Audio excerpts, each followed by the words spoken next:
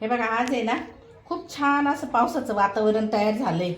त्याच्यामुळे आहे ना मी काय म्हटलं, सगळ्यांना विचारलं घरात, आज सेकंड सॅटरडे, लक्ष्मीच्या पप्पाला बाबांना सुट्टी आहे ना, मग त्यांना विचारलं तुम्हाला काय करून देऊ, मुगाचा शिरा का भजे करू. तर ते म्हणे मुगाचा शिरा कर. त्याच्याकरता आहे ना, हे बघा मी काय काय साहित्य घेतलेले. हे बघा, ही एक प्लेट भरून मुगाची डाळ घेतली, त्याच मापाची साखर घेतली, तीन छोटे छोटे चमचे रवा घेतला, तेच चमचे भरून थोडंसं डाळीचं पीठ घेतलं.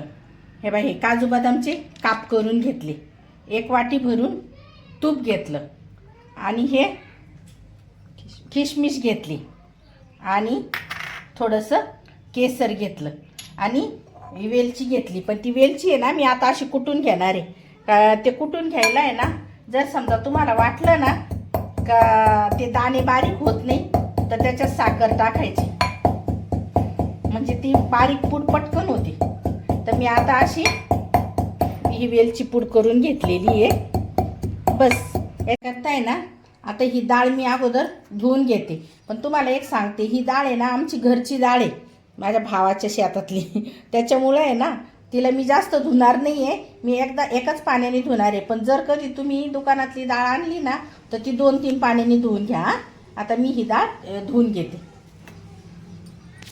आता ही डाळ धुवून झाली. आता मी हिला चाळणीमध्ये पाणी निथळायला ठेवलेलं आहे. एकदम कोरडी करायची बरं का आपल्याला ती डाळ. ही डाळ आपल्याला पूर्ण कोरडी करून घ्यायची. जर तुमच्याच्यानी असं पटकन तुम्हाला जर वाटलं ती ओलसरच राहिलेली आहे, तर अशी कोरड्या कपड्यावर काढून घ्यायची. हे बघा, अशी कोरड्या कपड्यावर आपण ती डाळ काढून घ्यायची. हे बघा, आणि पूर्ण अशी हे करून घ्यायची. एकदम पूर्णच्या पूर्ण सगळं कॉटनचा कपडा घेतला ना, तर ती डाळीचं सगळं पाणी कॉटनचा कपडा शोषून घेतो. अशा प्रकारे ती एकदम कोरडी करायची. हे बघा, करून घ्यायची असल्यामुळं, भाजायची असल्यामुळं आहे ना, ती आपल्याला कोरडीच झालेली पाहिजे. हे बघा, आता ही डाळ पूर्ण कोरडी झाली. आता मी अशी ताटामध्ये काढून घेणार आहे. हे बघा, मी गॅसवर आहे ना ही कढई ठेवलेली, आणि ही कोरडी झालेली डाळ आहे ना आपल्याला पूर्ण त्याच्यामध्ये भाजून घ्यायची. हे बघा, आता मी ही डाळ याच्यात टाकते. हे बघा, दुकानातली डाळ जर आणली ना तुम्ही, तर ती 2-3 पाण्याने धुवून घ्या बरं, कारण ती पॉलिश केलेली डाळ असते ना, त्याच्यामुळं तिला जास्त वेळ चांगलं स्वच्छ धुवून घ्यावं लागतं. हे बघा, आता मी हे डाळ भाजत ठेवलेली भाजून घेते. त्या डाळीला इतकं छान असं मस्त कलर येईपर्यंत आपण ती भाजायची. डाळ भाजायला आहे ना तुम्ही गॅस खूप फुल नका ठेवू बरं का, आणि खूप कमी पण नका करू. अशी मध्यम गॅसवरती डाळ भाजायची आहे आपल्याला, आणि ती कडकडीत होईपर्यंत भाजायची आहे ना.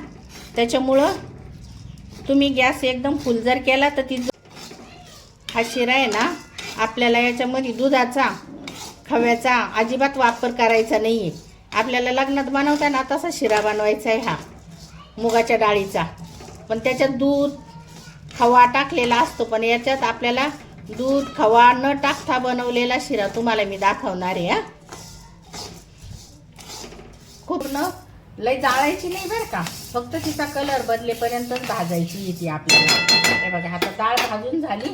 मी तिला आता गॅस बंद करून टाकते, आणि डाळीला गार व्हायला ठेवते.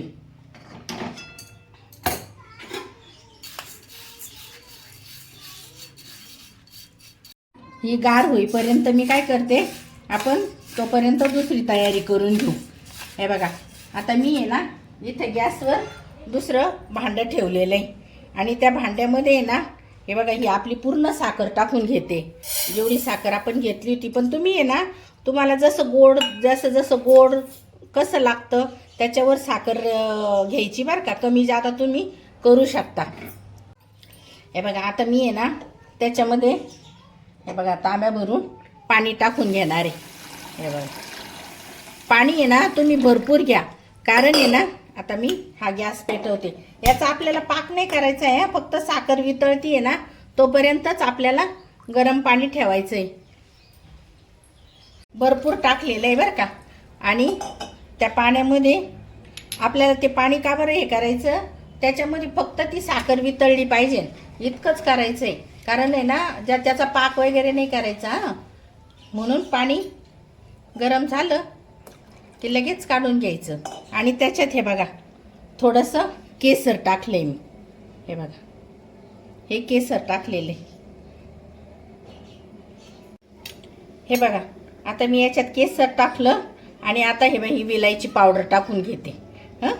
आणि याला फक्त एक उकळी घ्यायची बरं का, आपल्याला एक उकळी घ्यायची. पण तुम्ही मुगाच्या शिऱ्याला पाणी खूप टाका, कारण थोडा जर टाकला तर तो शिरा आहे ना एकदम कोरडा होतो आणि त्याचा घशामध्ये तोटरा बसल्यासारखा होतो. त्याच्यामुळे आहे ना पाणी तुम्ही थोडंसं जास्तच टाका. आपण टाकताना थोडं थोडं करून टाकणार आहे, पण पाणी आपल्याकडं गरम अगोदर हे तयार केलेलं पाणी पाहिजेनच आपल्याला. त्याच्यामध्ये केसर आणि विलायची पावडर टाकलेली आहे ना, तर ह्या पाण्याला आपण उकळ काढून घेऊ.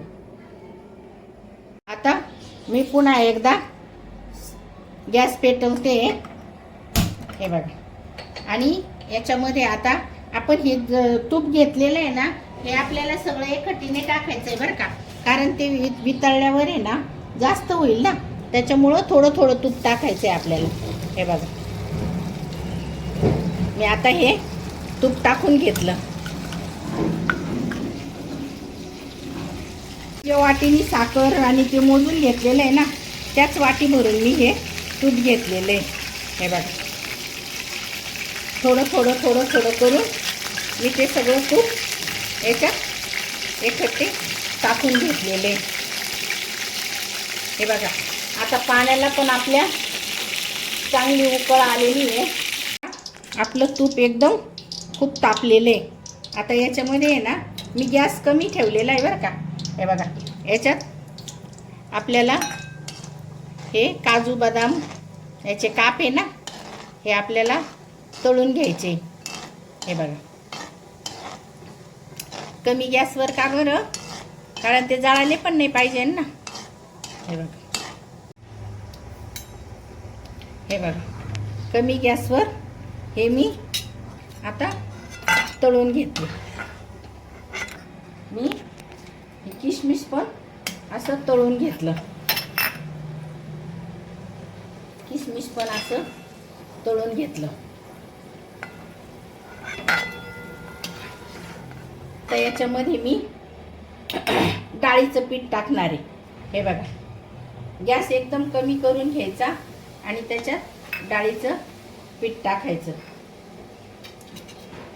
हे बघा त्याच्या गाठी होऊ द्यायच्या नाही, सारखं त्याला असं हलवत राहायचं. जर तुमचा तूप खूप गरम झालेला असेल तर गॅस बंद करून टाका, पुन्हा एकदा तो चालू करता येईल. पण हे ते काय पीठ आहे ना हे जळू द्यायचं नाही. हे बघा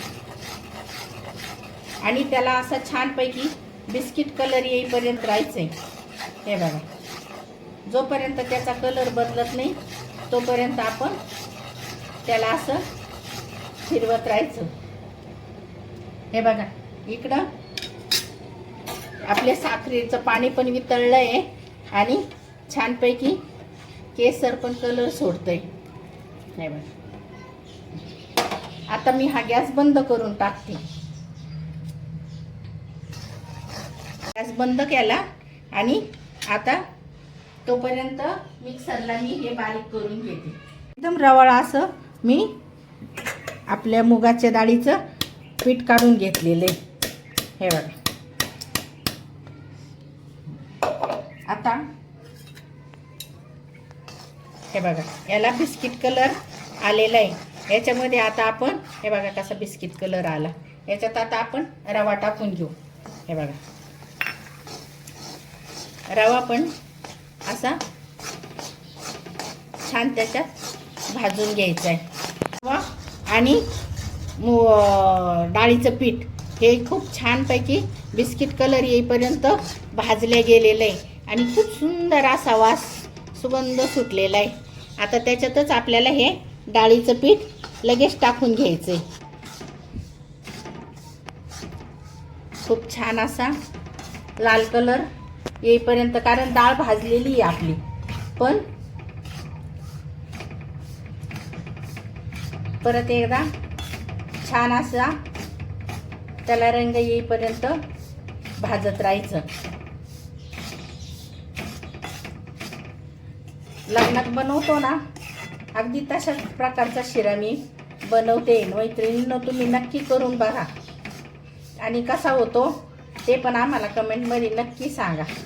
हे बघा, आता तुपामध्ये डाळ, रवा आणि डाळीचं पीठ हे खूप छान मिक्स झालेलं आहे. बघा, मगाचा तो तेलकट झाऱ्या होता ना, मी तोच घेतला. हे बघा,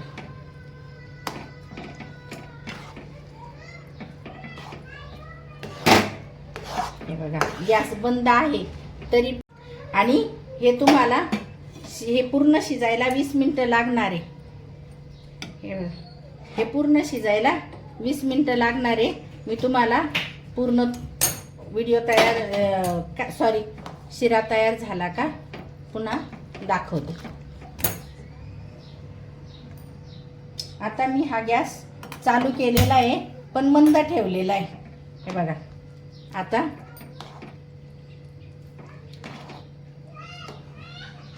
मी ना सगळं पाणी टाकून घेतलेलं आहे. आता हा रवा तुम्हाला रवा म्हणते, मुगाचा शिरा तुम्हाला खूप पातळ वाटत असेल, पण याला पूर्ण शिजायला आहे ना 15 ते 20 मिनिटं लागणार आहे. जेव्हा तो पूर्ण होईल, पण तोपर्यंत तुम्ही त्याला असं सोडायचं नाही, त्याला हलवतच राहायचं. कारण त्याचं मध्ये काही गिठोळ्या वगैरे होऊ नये म्हणून आपण त्याला सारखं हलवत राहायचं. हे बघा, आपला शिरा आता तयार झालेला आहे. पण तो नंतर आहे ना, जेव्हा डाळ पूर्ण शिजून जाते ना, तेव्हा तो थोडा जड जातो बरं का. आपल्याला हलवायला पण थोडासा जड जातो, पण काही नाही त्याच्यात. हे बघा, आता आपण हे ड्रायफ्रूट टाकून घेऊ. हे बघा, सर्व ड्रायफ्रूट पण त्याच्यामध्ये मिक्स झालेले आहे आणि मऊ असा छानपैकी शिरा तयार झालेला आहे. हे बघा, हाताला पण चिकटत नाही. एकदम शिरा तूप सोडायला लागला का समजायचं आपला शिरा तयार झाला. तर तुम्हाला त्याला 20 मिनिटापर्यंत असं हलवतच ठेवायचं. तेव्हा तो, कारण हे ना मुगाची डाळ कशी शिजायला वेळ लागते, तसं ते मुगाचं पीठ आहे ना, ते पण शिजायला थोडासा वेळच जातो. तर तुम्हाला हा शिरा, हे बघा, असं साईडनी तूप सोडायला लागला की समजायचं आपला शिरा तयार झाला. हे बघा, खूप छान अशा प्रकारचा शिरा आपला आता तयार झालेला आहे.